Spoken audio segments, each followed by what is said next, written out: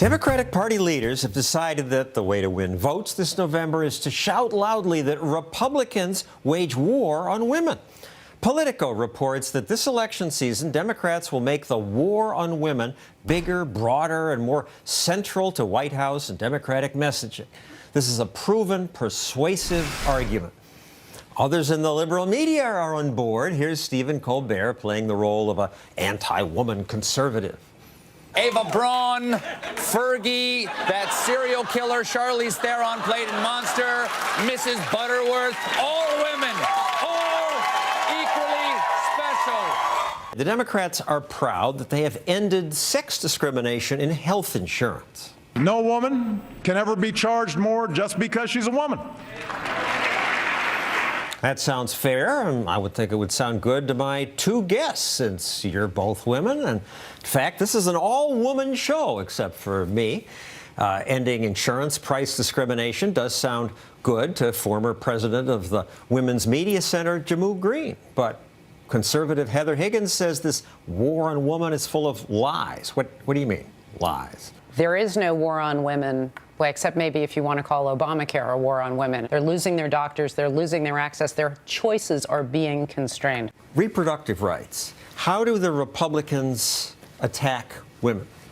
Well, if you look at various pieces of legislation, I think in the past year we had something like over 1,000 bills introduced across the country to try to curtail a woman's reproductive rights. Anti-abortion. Anti-abortion. Well. And they couch it in terms of we want to do a 20-week abortion ban, but really it's about trying to close as many clinics in the state. And this is going across the country where we've seen rights pulled back. In Texas, it's much harder to get an abortion. Roughly the same number of women are anti-abortion as men.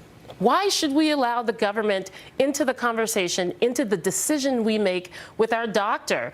And then when you look at the insurance part of it, when you look at issues like even birth control, you have folks who are up in arms because insurance plans are going to cover birth control. But since the day that Viagra came out, insurance plans have been covering it. So this is where there's a real disconnect. Big difference. Some cover it, and you can buy it or not. But Obamacare requires me to pay for birth control. Birth control in and of itself is health care. No. It's $12 a month at Walmart. A woman, government has to pay for and this? the men in their lives. Jammu, I assume you're happy that it's no longer legal for a health insurance company to discriminate against you women by charging you more than they charge men. And President Obama likes to point that out. You can't be charged more if you're a woman. Those days are over. Yes, of course I'm extremely happy. And as I said before, as are the men in the women's lives. Now, I come from a family, and I think many people do, who my mom put our health care before hers. She put my dad's health care before hers. I think there are many women. We're not going to the doctor more, and we should not be charged. But that's the point. What do you mean? Wait a minute. Hold on here. The CDC says even excluding pregnancy visits, women were 33% more likely to visit a doctor. Do you want to live in a country where you charge women more than men? Is that the type of country you want to live into? When it comes to insurance. We have differential insurance rates. That's not the country I think that most families, and especially, again, the men who support the women in their lives, want to see. So you and I should pay the same car insurance rates and life insurance rates? Well, I don't know if you're as good of a driver as I am, John. No, there's I charge much more because men, on average, have more accidents. And you get to live 7 years longer, so you pay less for life insurance. The gap is coming down, which is concerning. But prices exist as a mechanism of reflecting a certain reality. How much supply, how much demand, how much need, how much expense. It's just as when you go to work for somebody, what you get paid is a function of whether you add more value than it costs them to hire you. Similarly with insurance, is what you're going to cost the insurance company more or less, statistically speaking, and there's reams of data on this. And it's not just. I guess what we're saying is that when a woman gets pregnant and needs to go to the doctor, she did that all by herself. No, we're saying that a woman tends to use a doctor more, but we also know that a woman is paying less for her car insurance and she's paying less for her life insurance, and she pays less for other things. And maybe, according to you, we should be paying more car insurance and we should, so that young men don't have to pay nearly as much as they do, and even older men don't need to pay as much, because car under insurance has nothing to do with the it has everything to do with it. Car insurance isn't a similar issue? Car insurance has nothing to do with the pursuit of life, liberty, and happiness. Jammu is willing to stick men with additional costs and not have parity there, but she wants men and children to pay for the costs of older people and women. I'm glad. I thought your organization represented women, but I'm glad you're the spokesperson for why men are being so screwed by our health insurance. No, what it screws up health insurance is third-party payers and inaccurate reflection of actual prices and what people actually want to purchase. It is being required to pay for things that you don't want, and it is being covered in a way that gives you no responsibility for your own choices. It is in the best interest of our society that women are healthy, that we have access to affordable health care. I agree. It is in the best interest. The car insurance and life insurance, not just the women, but again, the men in these women's lives. We don't disagree on any of that. This is one of the most well-supported parts of the Affordable Care Act. That's because people who don't understand insurance are supporting it. Let me just close. When the Titanic went down, there was that moment where they said, women and children first. Is that sexist? Yeah. Children, I understand. There's sexism way throughout our society, but I'm also from Texas, and I will sit here and admit I like a door to be open for me.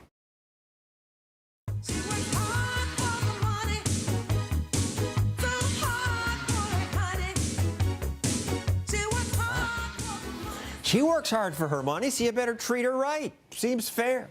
In this year's State of the Union, President Obama said it was terrible that for every dollar a man makes, women make only 77 cents. Give every woman the opportunity she deserves, because I believe when women succeed, America succeeds.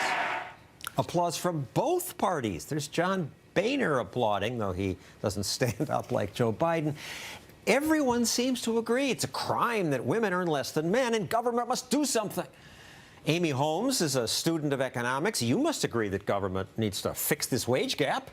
Indeed, John, I don't. And as a matter of fact, that 70 cents number is in itself misleading. If you look at the number and you actually control so that you can get an apples-to-apples comparison, Harvard economists Claudia Golden and Lawrence Katz have found that wage gap shrinks tremendously. And what upset me is the president knows this, and even his own Department of Labor says after controlling for occupation, experience, other choices, women earn 95% as much as men do. Correct. So the reason why 70 cents is incorrect, that it's false, is that it's comparing all full-time women to all full-time men, regardless of occupation. And even the term full-time is misleading, that only refers to a 35-hour work week. And as it turns out, men work longer hours than women, and so they tend to chalk up a higher wage. And my understanding is that we men tend to work not just longer hours, be more willing to move for a job, be willing to go to unsafe places. I assume you women are smarter, that we have less balanced lives. We're willing to give everything up for ambition at work. We are different. And they looked at one study of University of Chicago MBAs. They looked at over 2,000 people who had graduated from the University of Chicago, very elite university with their MBAs from 1990 to 2006.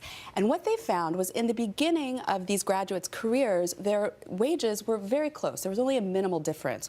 Where you saw that wage gap widen up was over time. Women were far more likely to take time out of the workforce, to have career pauses, and to work shorter hours. And I found this extraordinary, that during that time, only 10% of male University of Chicago MBAs took 6 months or more out of the workforce, whereas when it came to women, 40% of women took 6 months or more off. And that has big ramifications when it comes to salary. Men are 4 times as likely to ask for a raise than women.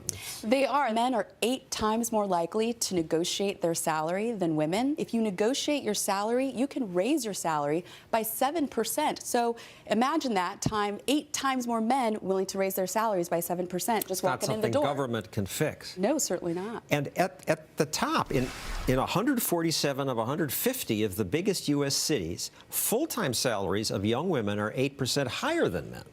You know, that sort of surprises me because it's a statistic that you don't know. But just to perhaps speculate, this isn't scientific on my part, if you look at cities, that tends to be a knowledge economy. And now let's look at education. Nearly 60% of all bachelors now are awarded to women. Women are earning more, a majority of master's degrees but and government PhDs. has to help them. Well, actually, you would think if you're concerned about the gender gap, you would be kicking women out of college to get more men in. And the majors that men and women choose. The high-pay college majors are petroleum engineering, mathematics, computer science, aerospace, mechanical engineering, mining, mineral engineering. These are 90% male, 87% male, 67% male. Right. The low-pay majors, early childhood education, overwhelmingly female, human services, social work, communications disorders. These are the people who helped me address my stuttering. I'm thankful for them. Mm-hmm. But they pay less, so it shouldn't be a surprise that there's a difference. Now, you know, a lot of feminists would look at that list of majors and say, well, the reason for that is that men are encouraged as boys to be mathematicians and engineers and play with trucks and Legos, where girls are given dolls, right. Dollies Sexism. and Barbies, and it's sexism in how we raise our children. But when you get to college, I've been, you've been, you get to pick your own major. I chose economics. Maybe I would have liked a little art history, too. We went to the same college. You went. Indeed, 25 years later. When I went, you wouldn't have been allowed in because no women allowed. And aren't you glad that's changed? It must have been very lonely for you. It was lonely. I didn't like it. But the culture has changed. We don't need government to do these things. No, we don't. And we didn't need government to, to enlist young women to go to college. They made that choice themselves. And as I've mentioned, and they're now outnumbering men in college.